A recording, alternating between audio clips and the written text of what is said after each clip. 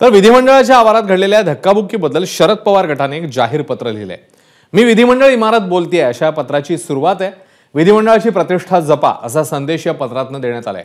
एकीकडे विधिमंडळाच्या आवारातील शिवरायांच्या पुतळ्याला अभिवादन करता आणि दुसरीकडे त्याच विधिमंडळ आवारात गँगवॉर करता लोकशाहीचे पवित्र स्थानच कलुषित झालं अशी खंत या पत्रातून व्यक्त करण्यात आली। या पत्रातले प्रमुख मुद्दे काय आहेत आपण पाहूया।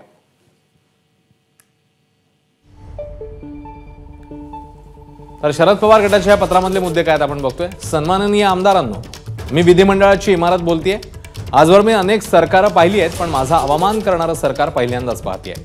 तुम्ही मला या महाराष्ट्राच्या लोकशाहीचे एक पवित्र स्थान म्हणता, पण आज हे स्थान कलुषित झालं।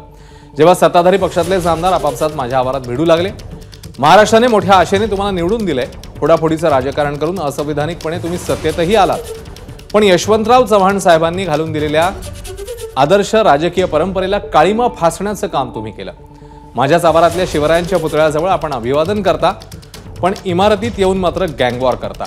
आपला महाराष्ट्र राज्य विधिमंडळ अशा आशयाचं हे पत्र आहे। एबीपी माझा, उघडा डोळे बघा नीट।